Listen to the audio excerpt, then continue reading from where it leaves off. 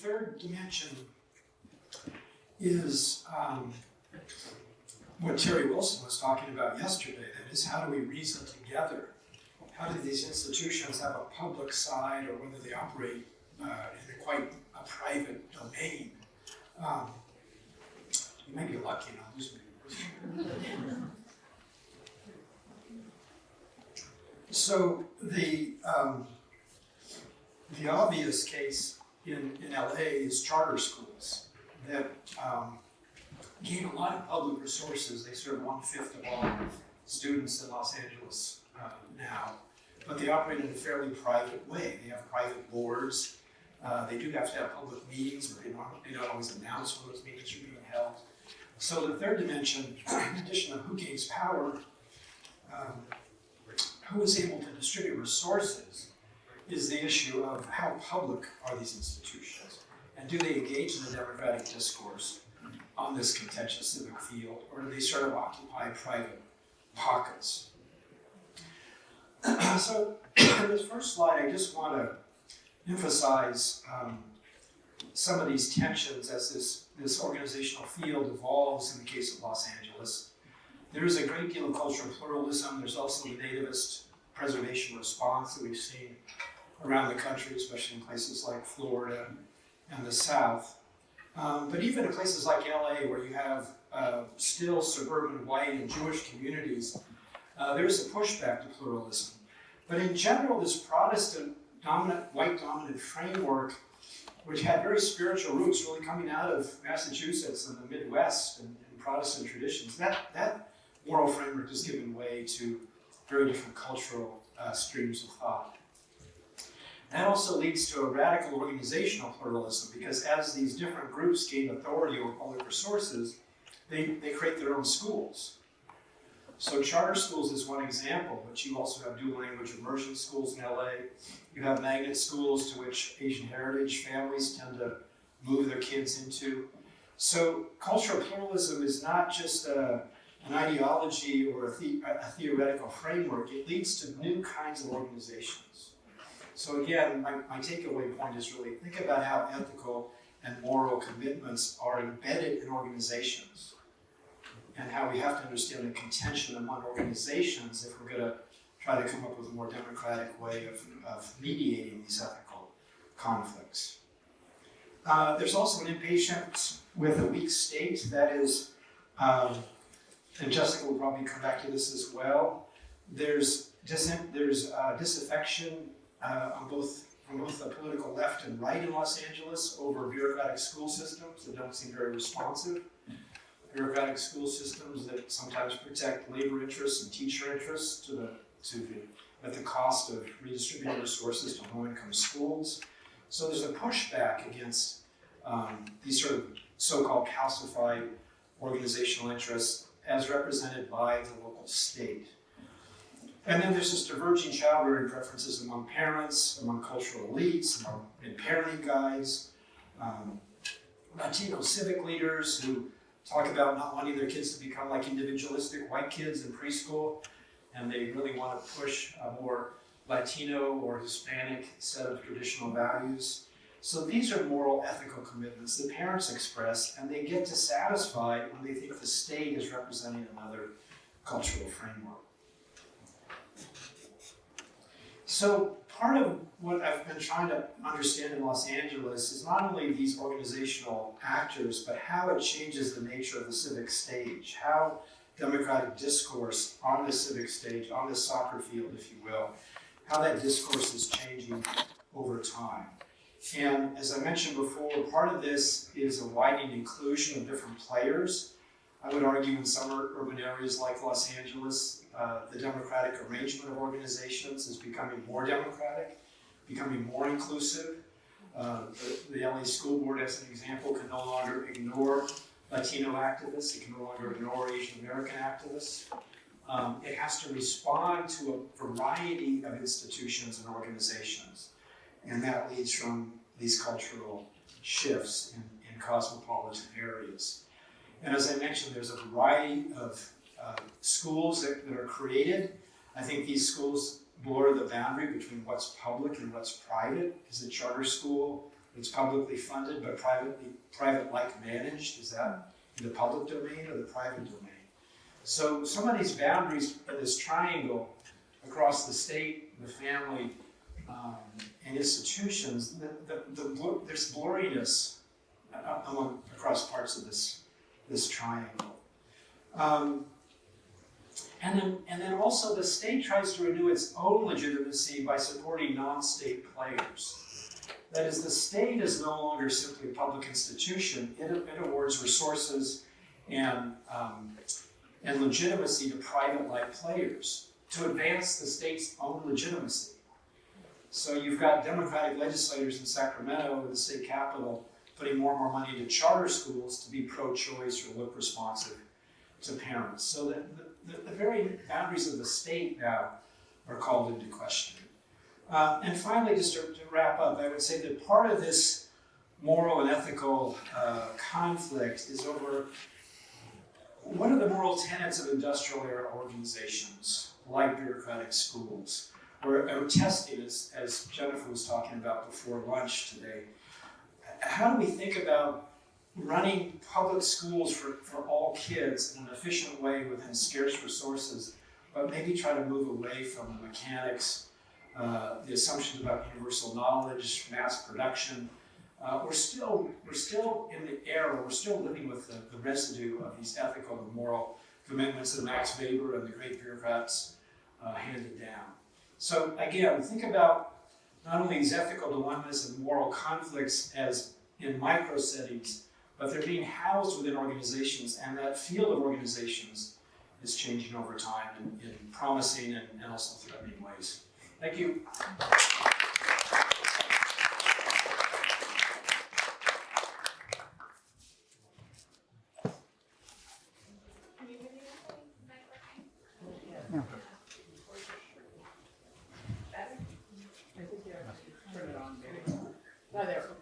Says it's on. Yeah. There. Okay. So as Michael said, I'm a political theorist, and I've been working for some time now on ethical and political questions about the role of philanthropy. And in my book, I'm trying to develop principles for practicing, regulating, and evaluating philanthropy in light of specifically democratic values, which I understand to be fundamentally concerned with treating people as social and political equals. So I'm approaching these issues not as an education researcher, but as someone who's looked at education as one important site in some broader debates that I'm interested in. So I don't think I need to tell you that philanthropy plays a really important role in funding education, especially in the US. Some major examples have already been mentioned, like the Gates and Broad foundations. Yesterday, some people mentioned the historical role of philanthropy in funding US education. And of course, it often funds us. So hopefully it goes without saying that I consider the Spencer Foundation to be above suspicion. But let me just give you a few words about the big picture of educational philanthropy in the US. So education is a long-standing area of interest for philanthropists, and donations to educational organizations amount to about $70 billion a year. That's about 15% of total charitable giving. So philanthropy, educational philanthropy isn't the largest sector of philanthropic donations. That's still religion, which is about a third of all total giving. But there's an important difference. Whereas religious fundraising tends to come from congregants and a large volume of individually small contributions, the educational sector sees a lot more involvement by elite philanthropists and private foundations. And these are the types of givers who are more likely to be in a position to impose conditions and restrictions on gifts, and have a much stronger negotiating position vis-a-vis recipient institutions. So we talked a little bit yesterday about Ken Griffin's donation to the Harvard Graduate School of Arts and Sciences. What's remarkable about that $300 million donation isn't just its size, but the fact that it was unrestricted. It's very, very rare for a donation of that size to come without conditions or restrictions attached. Philanthropy also isn't obviously the largest source of educational funding in the US. It wouldn't begin to cover educational spending in the US. So to give you a sense of this, the Gates Foundation endowment is about $50 million for everything. Public spending on education, K through 12 in the US is about 15 times that every year. Okay? So philanthropy in absolute absolute terms, sort of a drop in the bucket compared to what the public spends on education. And again, there's a but. Although the philanthropic contribution looks small relative to the public contribution in absolute terms, what's important, I think, is that that's the money at the margin. And so that exerts a really powerful pull on decision makers who are trying to make do with constrained resources, that the philanthropy is the money that is going to either let them do or not do something. So again, a powerful kind of influence that's not reducible just to how much money is spent as opposed to its marginal impact. Finally, in the past 20 years or so, we've seen some important changes in how donors operate. So compared with traditional grant-making foundations, we now see living donors seeking more day-to-day active involvement in the activities of the groups they fund, and a more managerial approach with the groups that they fund. So that includes more monitoring, more benchmarking of metrics of success. Alongside this, donors have also shown increased interest in funding policy advocacy and deploying political influence and philanthropic spending in coordination rather than as totally separate enterprises. So for reasons to do with all the parts of that picture I just sketched, people like me worry about the impact of philanthropy in areas like education, even if they recognize its importance in sometimes providing opportunities that wouldn't otherwise exist. But I think we can talk about two different kinds of concerns that elite philanthropy raises. Some of the worries focus on concerns about the specific educational policies and approaches that philanthropists are promoting. So these are objections to the substance of elite philanthropy, to what they're doing and why. So some people think that elite philanthropists have the wrong ideas about the aims of education, for instance, a narrow conception of what counts as valuable learning, or that they're partly motivated by self-interest. Rob Reich at Stanford has written about the ways that donations to public schools can be used to compound educational inequalities between districts.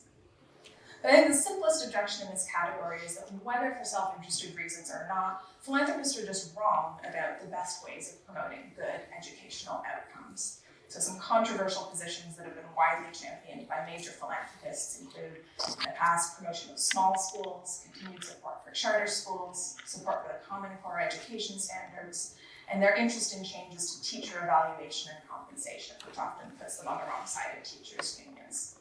So we could debate any of those issues on merits, but on these and other questions, elite philanthropy in education is often accused of promoting outcomes that are bad for students and other important stakeholders. And obviously, those are very practically important questions that we should get answers about. But not all objections to the role of philanthropy in education take that form, or reduce to the claim that philanthropists are wrong about the substance of good education policy. I think there are distinct democratic objections to philanthropic influence. So in my book, I developed two main lines of argument about how contemporary philanthropy can contribute to objectionably unequal social and political relations, even when it's motivated by altruism or good intentions, and even when it might produce some genuinely good outcomes. So first, I argue that philanthropy can be a vehicle of plutocratic power, that some philanthropy undermines relationships of democratic accountability and allows rich people to exercise objectionable kinds of control over matters of common concern. Elite philanthropy, I suggest, is both ambitious about trying to shape public outcomes and also not constrained to be transparent or accountable to the people it affects. Because of this, it can be a means of directing or limiting the activities of common institutions like schools without the need to seek support and legitimacy from the broader public. Second, I argue that some philanthropy can be objectionably paternalistic. Paternalism, as I define it, involves exercising power over someone in ways that express disrespect for their ability to choose or act well on their own behalf. So this can happen through coercion, but it can also happen through manipulation and offering incentives. So for this reason, paternalism is often thought to be insulting or demeaning to the paternalized, and I think we can best make sense of some kinds of objections to philanthropy by understanding them as complaints about subordinating relationships between donors, beneficiaries, and the communities in which they're operating. So I can say more about either of those in the Q&A, philanthropy as plutocratic and philanthropy as paternalistic. But with the educational ethics point, I would just say, I think we need to recognize the ethical questions in this space as being questions not just about how we do the most good with constrained resources in terms of immediate learning outcomes. Decisions about how to engage with donors are also decisions about how much control to outsource to donors over educational decision making, and how much donor paternalism students should be exposed to, again, through the acceptance of conditions. Thank you.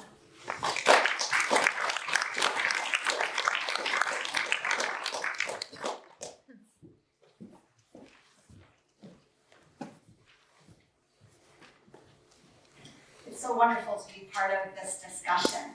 I am going to take us outside the US and focus in on a very particular population of refugee children and their families and teachers, where I think some of these ethical questions that all of us are talking about who's responsible for education and with what consequences, really emerge in detail. So just a little bit of background on refugee education. There are now almost 32 million refugees globally, and we expect these numbers to grow likely dramatically with climate change and political instability globally. So you can get a bit of a sense of the classrooms that I work in. This is a typical classroom in a refugee camp. 30% of refugees live in Africa. And this is Kakuma refugee camp in Kenya in 2018.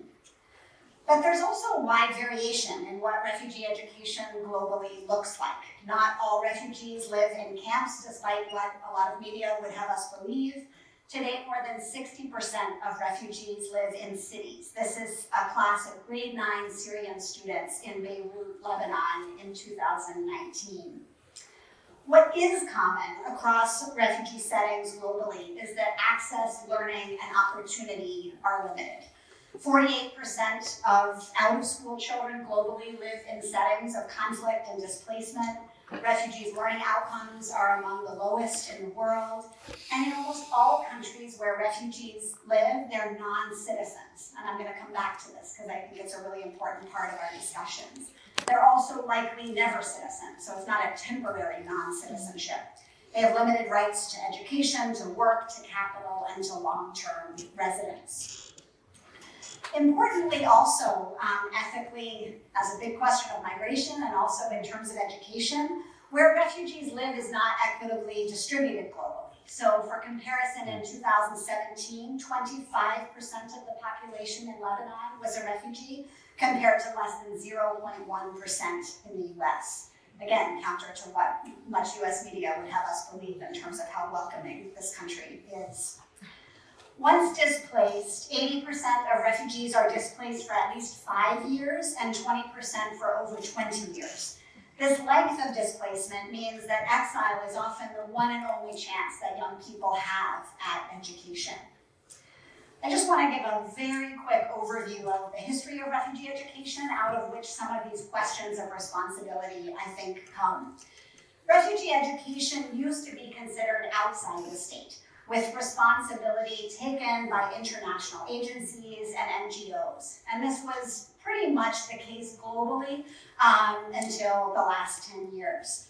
But now refugees, again, in almost all places, are included in national education systems, like anyone who has refugee status on a pathway to citizenship in the US. But the places where most refugees live, the education systems are already overstretched. And refugees have no legal status and no right to remain in these places over the long term. In almost all of these cases where refugees are included in national education systems, but without the legal right to stay, the state has responsibility over curriculum, over hiring teachers, over certification, over choice of language of instruction, these kind of issues that we expect the state to have control over. But at the same time, almost always wants no responsibility for long-term commitment to access for refugees, or any kind of relational inclusion among refugees and nationals, or financial commitment for additional costs, without some kind of shared responsibility by global or non-state actors.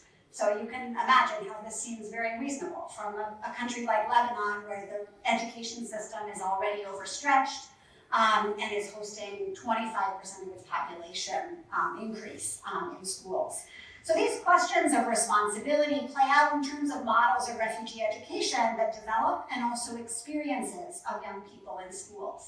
For the rest of my time, I'm going to show you a short video that we created from our research that showcases, I think, some of these dilemmas of responsibility. The students you meet are in Beirut, Lebanon. They're Syrian students in grade 9, and refugee students attend school after Lebanese students. So Lebanese students in the morning and refugee students in the afternoon. But they take the same exams, they follow the same curriculum, and have mostly the same teachers. The animation is in Arabic, but it has English subtitles, and I suggest you look at the slide for the subtitles because I'm not sure what the captioning will do with the Arabic.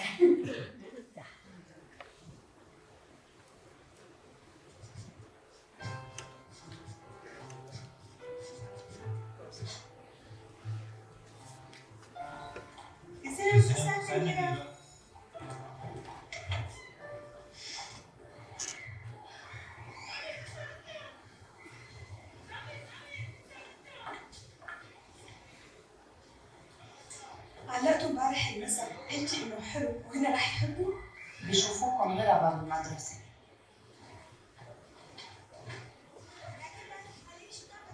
شو ما بدنا نعمل بالصف ما بنقدر، حتى إذا بدنا نزينه ما فينا.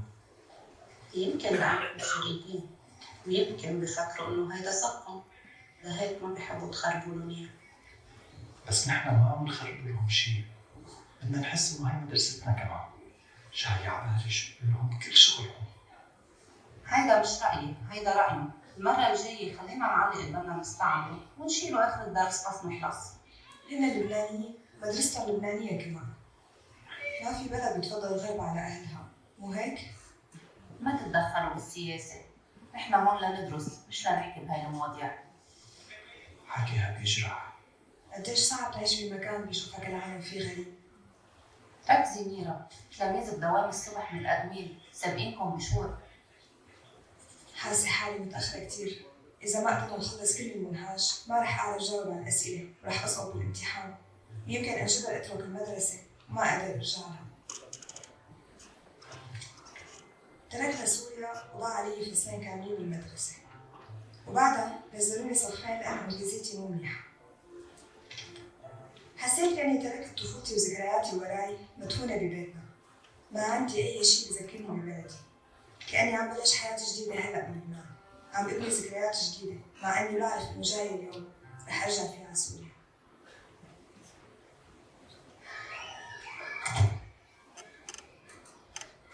أنتِ منيحة؟ حس حالي مشلولة، هالبلد عم يضغط علينا كتير. الوضع تعتير وما بنعرف شو معقول يصير بالأيام الجاية. وفوقها التلاميذ عم بيلوموني. اسمعيهم، هن بحاجة يحبوكي ويوثقوا فيكي، ويمكن أنتِ كمان عايزة هيدا الشيء. كل سنة وأنتِ بخير ميرا. ركزوا منيح اليوم، بكرة أنتوا رح تشرحوا الدرس وأنا رح أكون التلميذ. رح نتعلم اليوم عن الإنزيمز. هون بفوت الأكل أول شيء، وبعدين بيمرق بالزلاعين، بيرجع بيروح على المعدة. أستاذ سامي بدرسنا مادة العلوم، بحس إنه هي المادة صعبة تغيرت وصارت فجأة سهلة، بخليني أحب أتعلم. حتى الطلاب اللي ما بيشتغلوا منيح بكتب لهم تعليقات ليشجعهم ليتعلموا. ما بخلينا نحس بالفشل، بيعطينا فسحة أمل.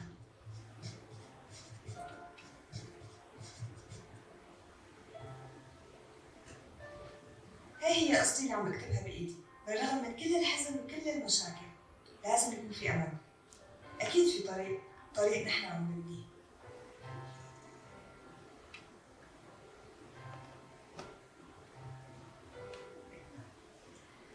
That's the end of that video, but just as we raise these questions of who is responsible and with what consequences, for me this kind of example shows the way that teachers and students are struggling with this question in class every day, and in the context of national and global policies that ask who will take responsibility in the short term and in the long term, and with what implications for young people's learning. Thank you.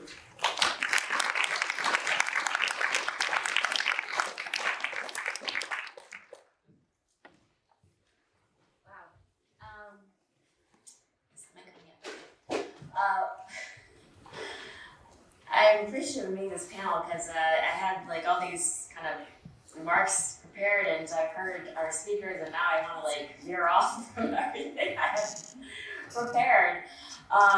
And even just watching that video, you know, it really brought me back to the classroom and just thinking about the choices we make every single day as teachers of what we teach, which does tie into, you know, one of the themes I was going to talk about today. But I'll just, you know, really quickly share that I actually am a graduate of Harvard College and here at Hugsy as well. And if you'd asked me when I was here if I'd end up becoming the president of the Boston Teachers Union, I'd be like, what? You know, what are you talking about? Because truthfully, I think I'm going to kind of loop back about why this matters, but no, I did not think about teachers unions as actually a positive force in public education. I think, had been indoctrinated into believing, are unions like the problem, and don't they like just protect bad teachers, and so like they're the reason schools aren't better? I actually believed that going into teaching. And when I became a teacher, though, I started to see all of these issues in my classroom. You know, I was supposed to have a class size of 28 as a cap, and by the way, there's a lot of other districts and all other places that the class size is way larger than that, or there is no cap at all. But I had over 90 students and over 30 students in each of my classes. I did not have enough books, I did not have enough desks. I had really terrible, like everything. I didn't have a board. I put up my own whiteboards. I fixed my own drawers in my classroom. I was not the only teacher who power sanded the graffiti off of old desks and then re-shellacked them so that they would look new. These are the conditions that I started teaching in. And so I think as we talk about ethical dilemmas, you know, how is it okay that our students were learning in these conditions, right? And then what is our responsibility as teachers to fight for better conditions?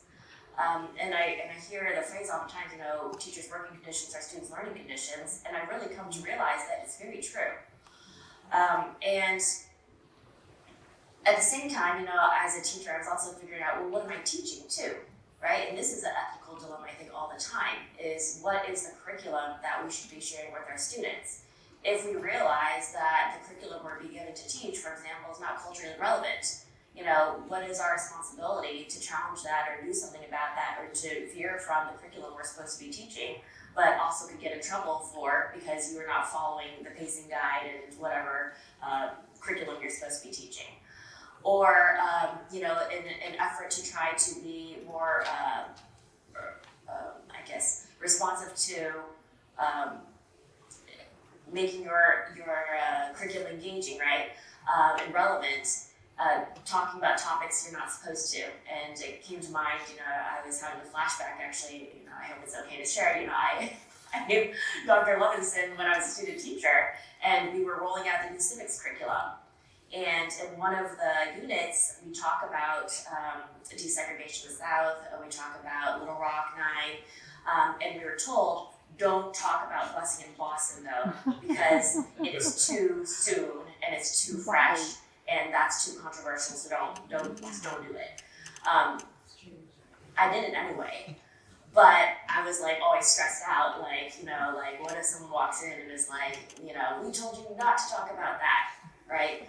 So I share this because I think sometimes we separate labor unions and teachers unions from teachers, and somehow they're like two separate things, but at the end of the day, I am just a teacher, right? I am a middle school social studies and humanities teacher. And I ended up in this role because, contrary to my beliefs when I first started teaching about teachers unions, I actually did get involved in this National Teacher Activist Group network and helped to start the Boston Area Education for Social Justice Conference here, and then the Teacher Activist Group here in Boston, which is part of, you know, New York Coalitions of Radical Educators, Teachers for Social Justice, etc. And I remember reading like the national platform, right? And there's like 5 pillars or whatever. And one of them was the right to collectively bargain and the importance of labor unions. And I was like, oh, So if I'm for social justice and radical liberatory education, I guess I should learn more about this labor piece. And that's how I ended up in the labor movement, because I ended up running for building rep, and then executive board, and now I'm here. But I'll also say too that as I got more involved in my union, I realized that a lot of the stereotypes were just inaccurate. And it was actually the place where educators are coming together to fight for the things that I saw in my own classroom, and not enough books, not enough, great facilities, not enough opportunities, and all those things. And that's not to say, though, that teachers' unions haven't been on the wrong side of history. So, I think I have to name that too, if we're going to be honest about the influence of labor unions.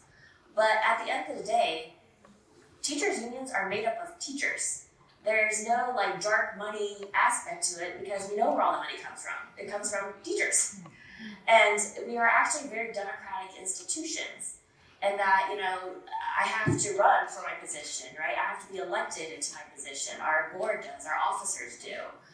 From the building rep at your school to the national president, we're all elected, right?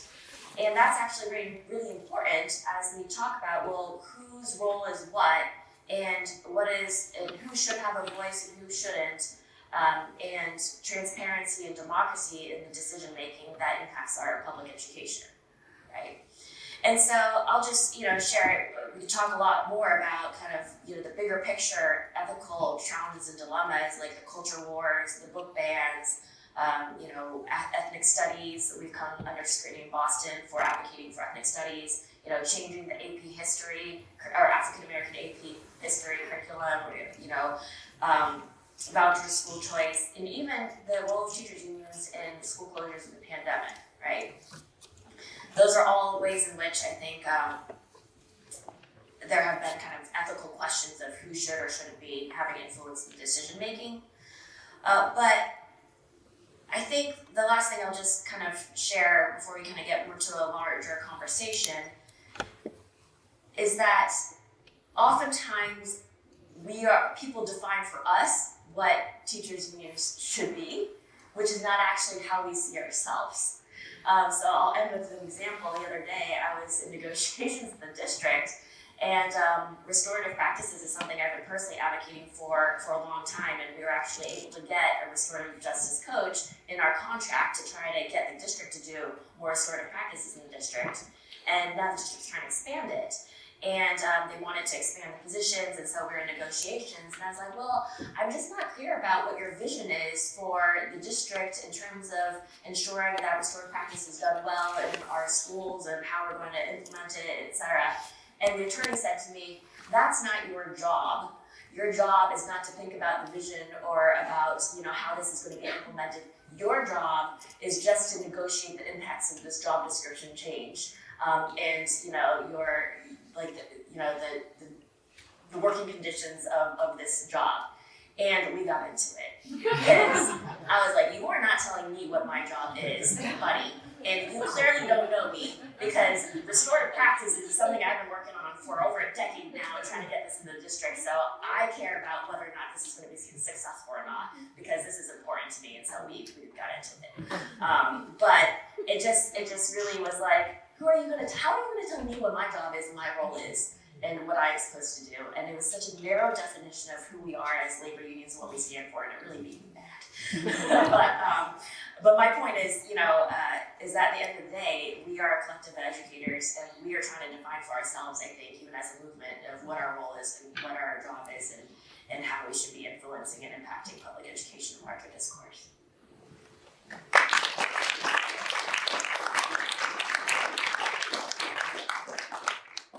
Thank you so much to our four speakers. Before we begin the discussion, I think we'll continue the practice of just taking 2 minutes to talk to the person next to you about the questions and thoughts that these presentations have raised for you, with a view to generating some questions for Q&A.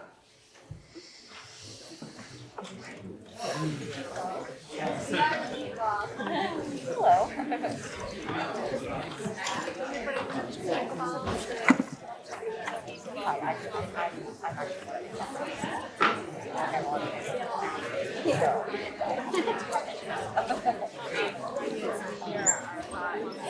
Yeah, sure. What's up? How you doing? I'm okay. I'm a little bit tired.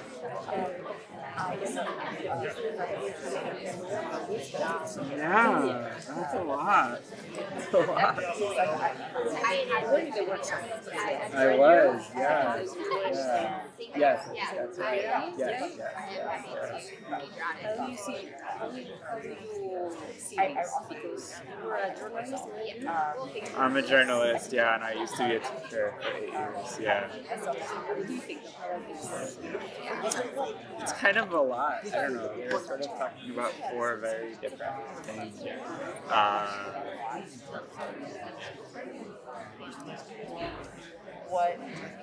Yeah, I mean, like the issue of how teachers' unions operate in our society, and the issue of who's responsible for refugees.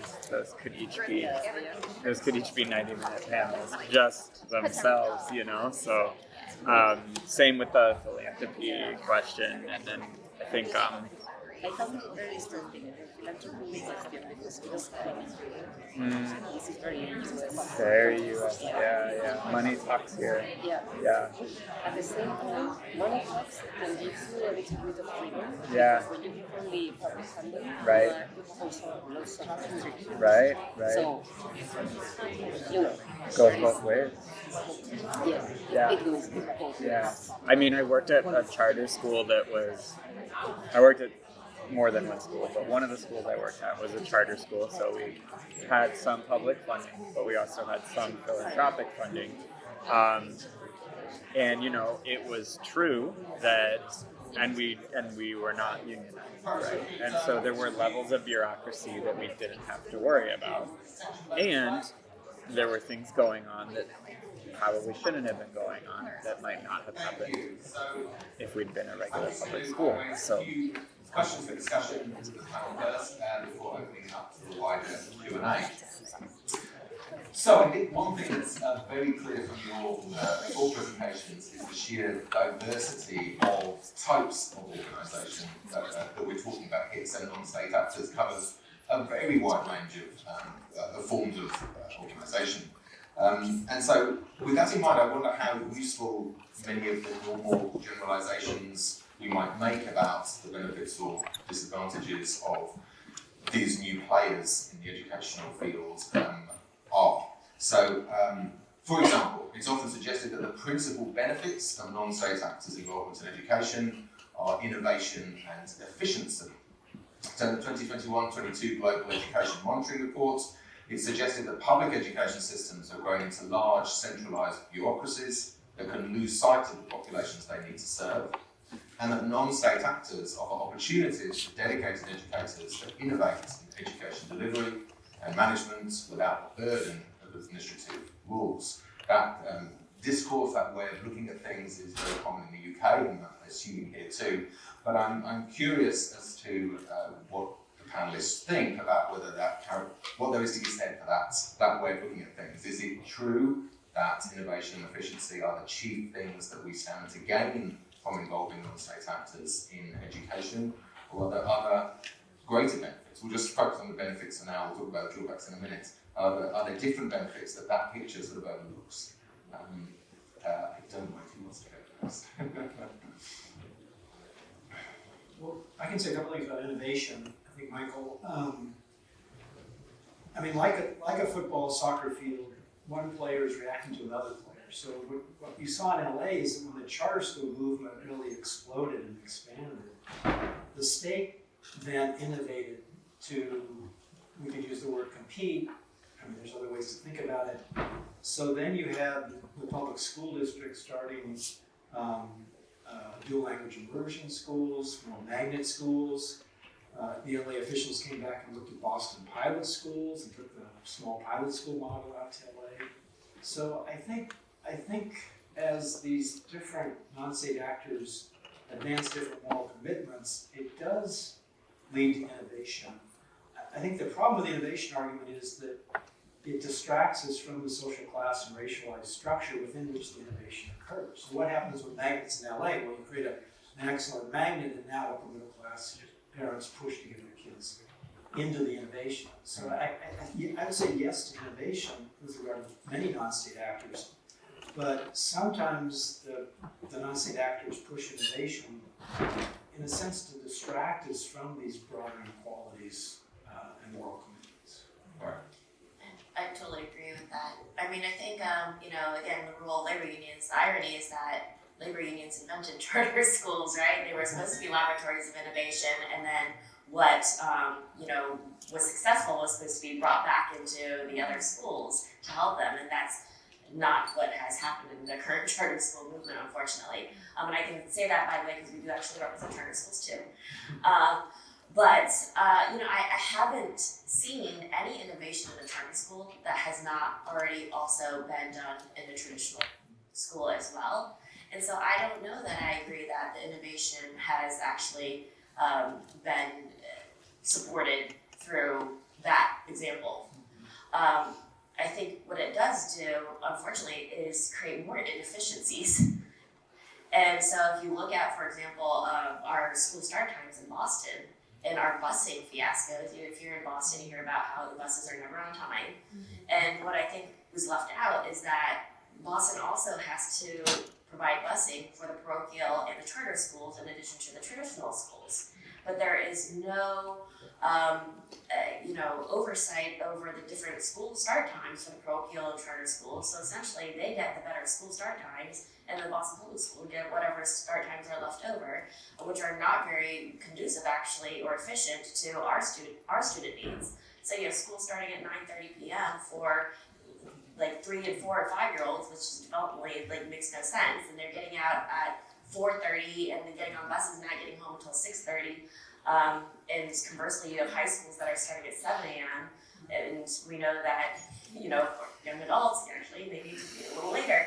But we're stuck, and it's really inefficient because when we had this autonomous schools movement, that it created actually a lot of inefficiencies in our district. And so I don't think that has actually helped. Not to say that bureaucracy isn't an issue, because I think both things can be true, but that solution was actually not creating more inefficiencies or innovations. It actually created a lot more problems that we're still trying to untangle. Same with the small schools movement. When Gates gave the money to break up all of our high schools, and then we're like, oops, small schools didn't really work. Was it 20 years later now? We're still trying to put our high schools back together. And it created so many inefficiencies too, to have these small high schools that then don't have sports teams, don't have music opportunities, don't have all these things that comprehensive high schools have. And so I think that's another example. So the one way I would push back on the picture you gave is that I think it suggests more separation between government and philanthropists than is often the case. So important examples like Zuckerberg's $100 billion to the New York schools, that happens in partnership with elected leaders like Chris Christie and Cory Booker. And so it's not the case that we kind of eliminate the state apparatus or bureaucracy here. What we have instead is a billionaire shaping what that bureaucracy does in ways that aren't subject to public accountability. So it's not obvious that you get around the problems of sort of administrative red tape. It's more of who's able to get their way in that context. I think on the innovation point as well, the evidence is mixed. That there's a suggestion that the large foundations and billionaire donors tend to coalesce around a common set of agenda items and all get behind that rather than this pluralistic vision we might have. So there's a real question about whose innovation you're relying on when you have elite philanthropy funding important areas of education. I'll say something nice about it now. You asked if there were benefits that you left out. And I think the benefit you left out is that, on the other hand, it wouldn't make sense to compare sort of critical picture of philanthropy with an idealized picture of government. Sometimes I think philanthropy can correct or compensate for government injustice. So I think an important case in the US is the Rosenwald Fund, which in the first part of the 20th century funded schools in southern states where the government just refused to invest in education for Black students. There were still criticisms of the way the Rosenwald Fund operated, whether it had too narrow a conception of what kind of education these kids needed. But it was at least doing better than the state governments, and I think it wouldn't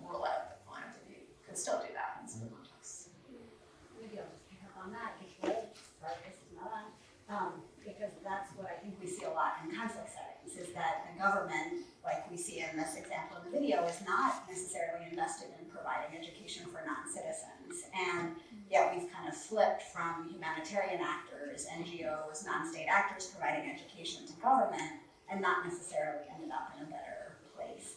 And I think that's true within a lot of conflict-affected countries. So one of the places that I've looked at over time is South Sudan, and in non-government held areas during the conflict, it's not a reasonable expectation to believe that government would provide education in those spaces. And so thinking about even just at a basic level of access that way.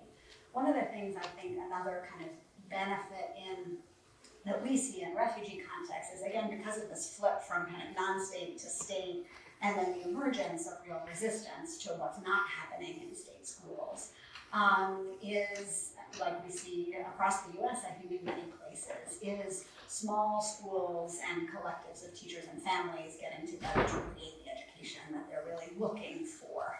And that education is often, even though it is designed for refugees by refugees, is often bringing in national students who are also marginalized by the education system in their country. And so creating this sense of being able to see what might be missing from a state education system, particularly for the most marginalized in that way. Whether or not that takes, whether or not it's sustainable, I think is a larger question, but I see that innovation happening. Yeah, thank you. So I suppose what struck me then was that innovation and efficiency doesn't seem to begin to capture what I thought you wanted to say about the teachers' union's contribution, what you wanted to say about the NGOs' contribution, is that the variety of non-state actors in many of these non-state actors is not at all, that's not what it's about. It's about addressing inadequacies and injustices in state provision. So it seems like this picture that it's just about bringing in making a space for innovation seems, not a very adequate picture. Let's turn, if we could, to the drawbacks then. So I think, obviously Emma, you talked about some of these, but I think the main worry people have about the increased involvement of non-state actors in education has to do with democratic legitimacy and accountability. So presumably in a democratic society, the authority to direct children's learning is often thought to lie with the citizenry and its elected representatives. So in this sense, non-state actors lack legitimate educational authority and are not directly accountable to citizens. Is that a fair objection to the growing influence of non-state actors, and are there effective alternative mechanisms for holding them to account? Yeah. Can I just share too, I'm really struggling with this. I'm like, wait, so are unions non-state actors? Right. Because truthfully, we see ourselves, I think, as part of the school system as educators and also as parents. Right, I think people like to separate teachers from parents, but the truth is the majority of our teachers are also parents too. And so I've been struggling with this in my head. I'm like, okay, wait, no, I am the non-state actor in this conversation. But I don't think we lack legitimacy because we're on the ground doing the work. And in fact, I think the problem is when policies are made without actually hearing from the people on the ground doing the work, because you can't anticipate the unintended consequences if you don't know how it's going to be implemented on the ground. And I do think we are in the position, again, going back to, I think this is social justice labor union movement, that we see ourselves as trying to innovate. So whether it's, replacing functional expulsions with restorative practices, whether it's actually advocating for issues that are beyond traditional labor union issues, like in our last contract, we advocated for housing vouchers for homeless families because there's an increasing number of homeless students in our district. And that impacts their ability to learn and our ability to teach them, right? And so there's just so much more that we can advocate for and do, where I do think we have legitimacy as educators and teachers unions because we're in the schools doing the work. It's a great question, Michael. And not to obsess on Los Angeles, but there's sort of two sets of non-state actors in LA. There's one set that, coming from the Black and Brown communities, really historically going back to community organizing principles, where there's a norm of getting around the table, speaking your mind, getting issues on the table. It really is a rich democratic discourse. And if you violate that norm, you're kicked out of that first set of non-state actors. The other set of non-state actors are people that work more behind closed doors, and, like children management organizations, for example, don't show up at the NAACP meetings, to exaggerate it a little bit. But there are these process norms about democratic discourse, and what Terry was talking about yesterday, different rules for how we reason together, or whether we don't reason together, we reason over in our own corners. So I think the democratic process is a way in which in LA these non-state actors think about each other. And more recently we were talking about the UCLA, the Teachers Union in Los Angeles. They've started to follow the democratic discourse process that came out of the NGOs. So now they have neighborhood consultation groups with parents. They bring together community action organizations. So the process, the democratic process forms start to be replicated across these different sets of NGOs. Thank you. I think there's some notes on this. If Okay. Use your last Oh, one. I was just gonna say one thing about this. I think that, that as you're saying, Jessica, too, that we often conflate kind of what's non-state and what is state. And so often these are partnerships, to your point as well. I'm thinking also about, again, in a kind of global context where we think about international actors like UN agencies or donors. They are state actors. They're just different state from the state that is providing education. And so thinking about the interrelationship that way. A few kind of examples of this where I think we really see the drawbacks of often, like in a very kind of visible way, the ways in which actors are contributing are branded. And so you see kids walking to school with backpacks that say, like, given by the government of Saudi Arabia. And then you hear kids saying, like, well, do I really want this backpack? Because I don't agree with that position. Okay, I'll go without a backpack. And this child will have a backpack. And they are trying kind of in themselves to negotiate this power that the state, or kind of different state in this case, has over their education. And I think these questions of power are so important in these partnerships as we think about kind of who's really dictating the substance and the process of the question at hand. Great, thank you. Can I, yes, go on, Jessica. Sorry, I just want one thing too.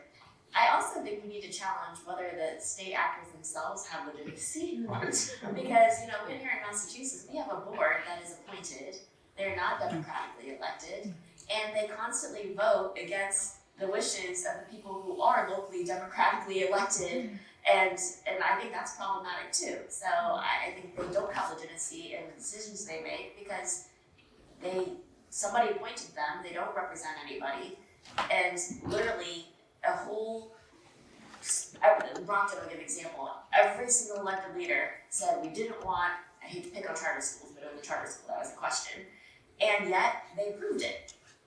And then it siphoned off, like, what was it, $7 million or something like that from the local district's funding? How could the state make a decision that impacts the local community against the wishes of everyone there who's elected, and then has a huge impact on then the local school district? Is that legit? Okay, let me open this up. Can I invite questions from the floor?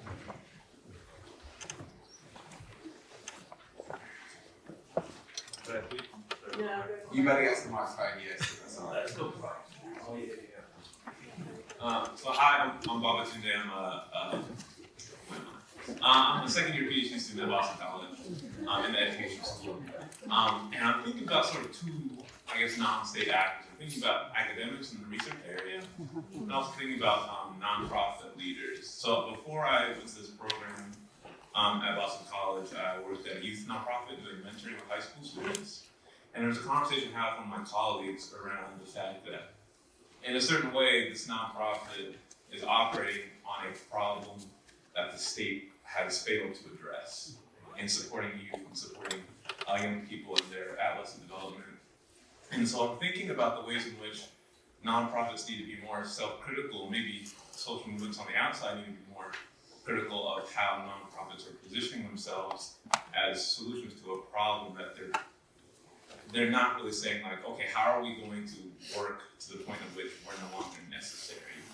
And I realize that can be 10 to 20 or 50 years, 100-year process, but how do we push, or how nonprofits need to push themselves to acknowledge that they need to be sort of on a path to not proliferating their own necessity? And then on the academic side, as a future current researcher, but like youth researcher, how can academics and researchers be more supportive of social movements in more socially organized spaces on the ground and not just sort of in the same way that nonprofits sort of benefit from existing social issues. Sometimes researchers benefit on existing social issues and researching them and sort of proliferating the same sort of problems that we know to continue to exist.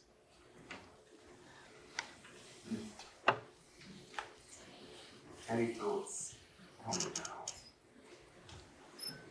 think this is when there is actually literature out there on like the nonprofit industrial complex and how exactly what you're talking about, how unfortunately there becomes, when the nonprofit exists, then it becomes about sustaining that existence as opposed to, actually what you're saying is making sure the bigger picture that the need is no longer there.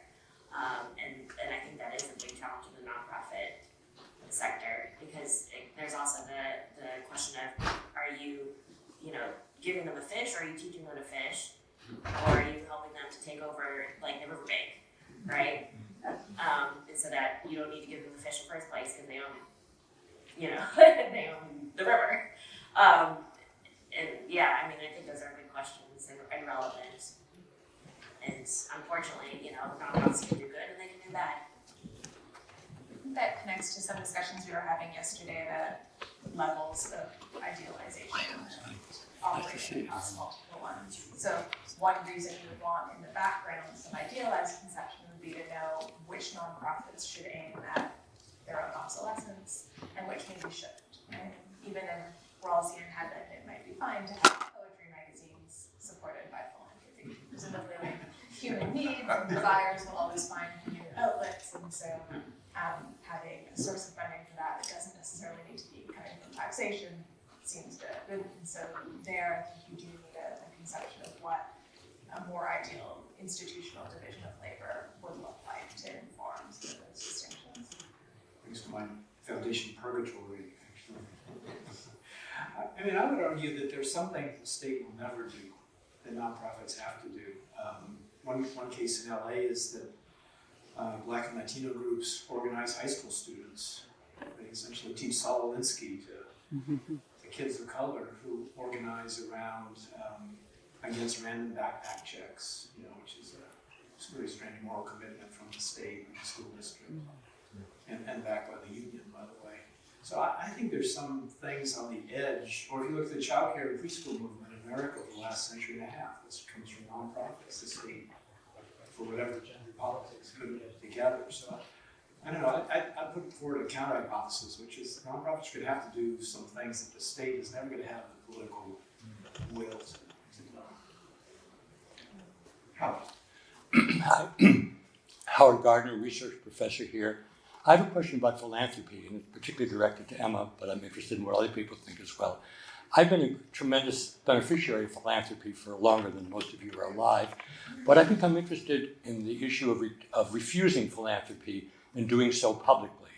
You mentioned Ken Griffin. I don't think that's a particularly triggering case, but I do think that unless we have some standards for what we won't accept and from whom, and willingness to be public about it, we really leave ourselves open to a kind of a crazy world where anybody can buy anything, particularly, perhaps in Sarah's world where we don't know anything about the funders.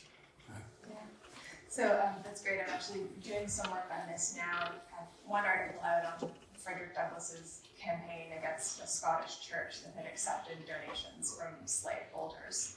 And I sort of use the writing on this issue to think about under what circumstances is the dirty money charge not just a sort of moralistic thing aiming at personal purity, but something that's politically important and productive for challenging unjust relations. So I love the idea of a politics of refusal, and I think that's an important question for educational ethics, to develop principles about what kinds of donations as well as what kinds of conditions on donations would be worth refusing, and maybe worth refusing more publicly than they tend to be. And maybe I'll just throw this out there. Something I was thinking about yesterday and listening to some other people talk is that it seems to me like this is one important role for professional ethics in general, is to help resolve collective action problems. If you look at autopsy reports of institutions that get challenged for accepting inappropriate donations like MIT over the Epstein gifts, what you see over and over again in those reports is the rationalization that well, if we didn't take the money, Harvard is going to take it, or Stanford is going to take it, or somebody else is going to take it. And I think the development of standards that can be shared across a field or sector might make it a lot easier for individuals to do what they might already know is the right thing. Thank you. Sorry, yes.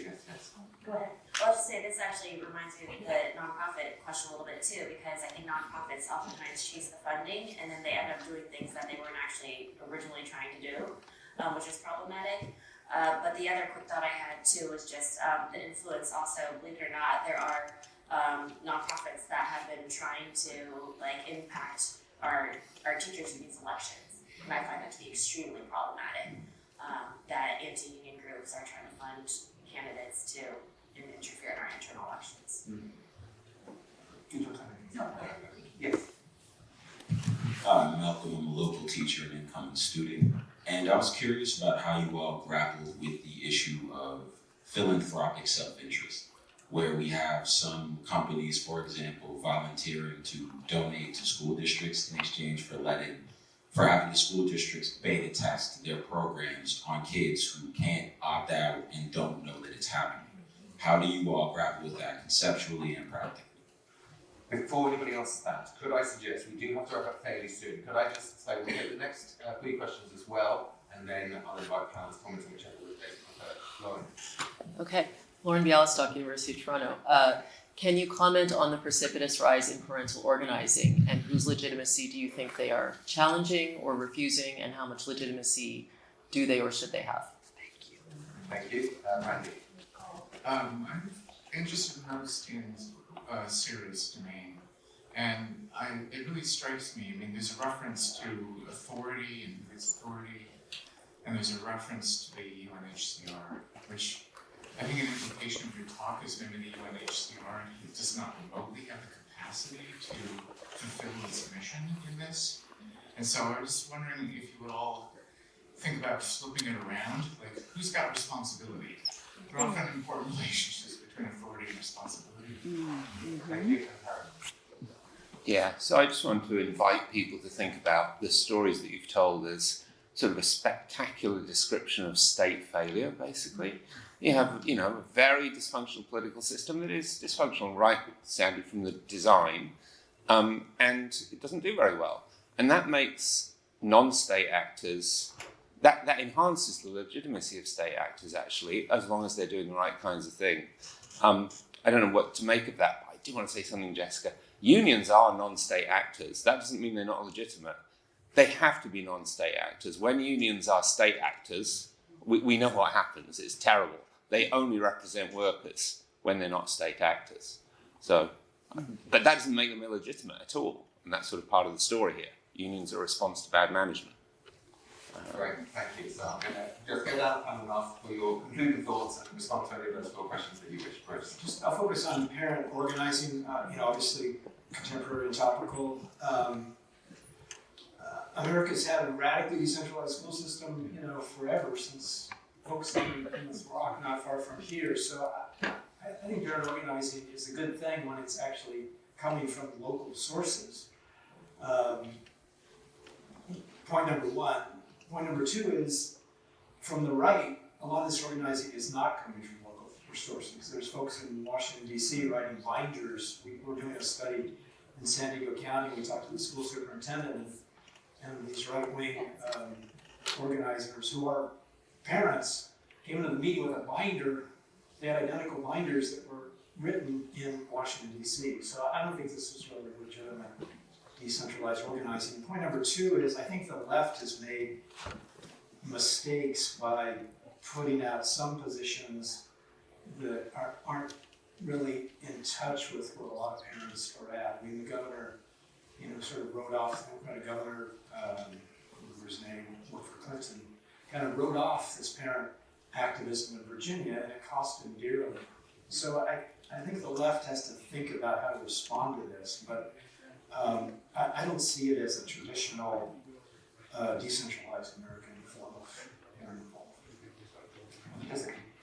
Oh gosh, the two I think I'll comment on also is around parent organizing and totally agree. When it's authentic, it's really, really important, but I see too many scenarios too, even here in Massachusetts, where there's parent groups, but they're really not parent groups. They literally pay parents to say things and do certain things. We saw that with the Turner fight here, question 2 in Massachusetts, with Mass Parents United.